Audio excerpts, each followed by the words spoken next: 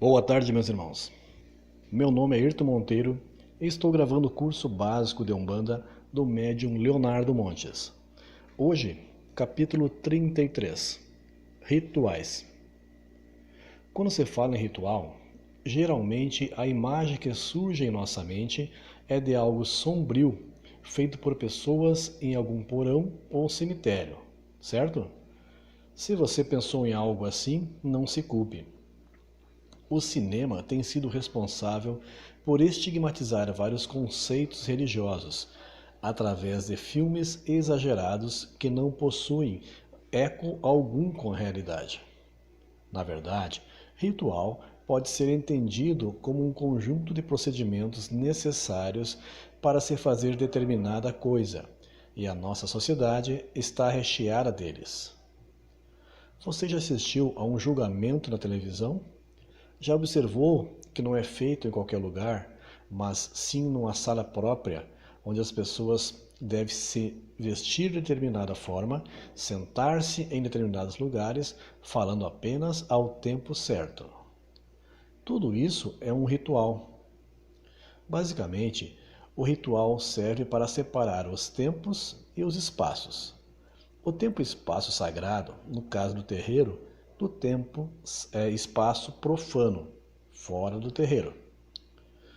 Todo médium de incorporação sabe que uma coisa é incorporar no terreiro no dia da gira, outra bem diferente é incorporar em casa, por exemplo.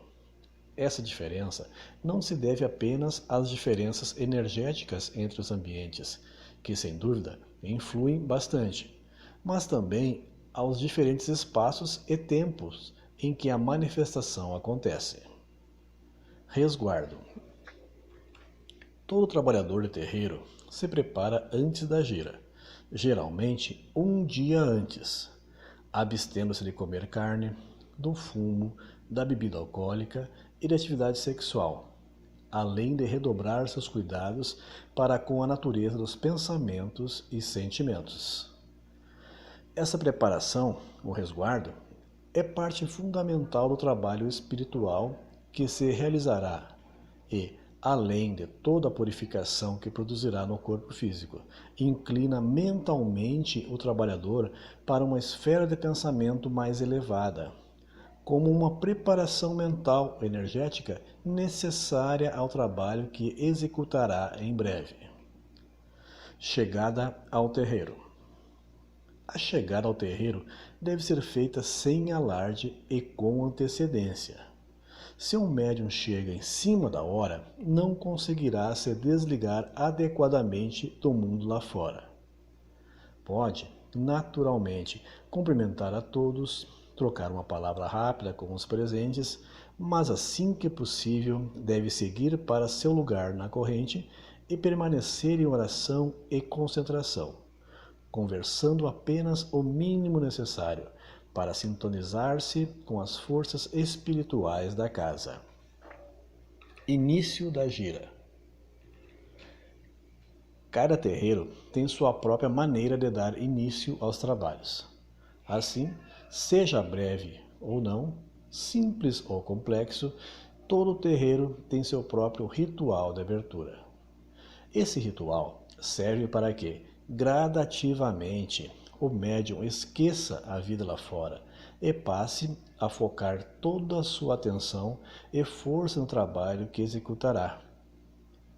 É comum que, lentamente, as pessoas sintam as energias da corrente, dos guias, conforme esse ritual ocorre. Aqui fazemos assim: oração, saudação aos orixás e guias, defumação, bater cabeça, ponto das 7 linhas, chamada dos guias. Aqui reside a parte mais importante desse estudo. O ritual não é o fim, e sim é o meio.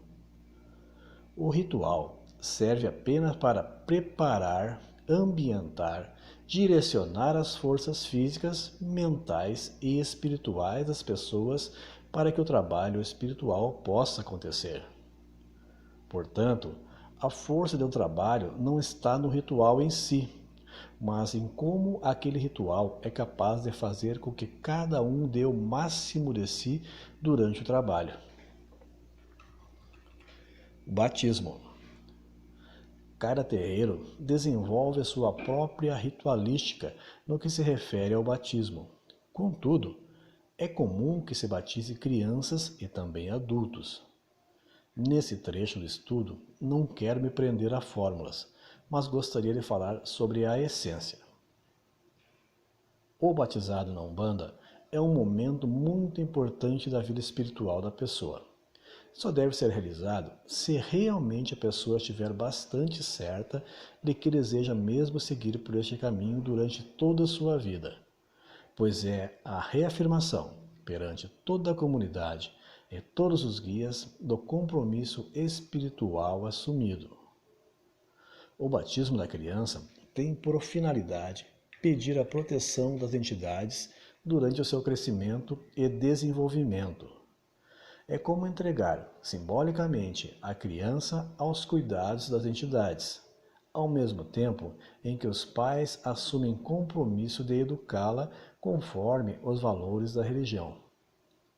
Claro que, futuramente, ela pode decidir se quer ou não continuar na religião. Casamento.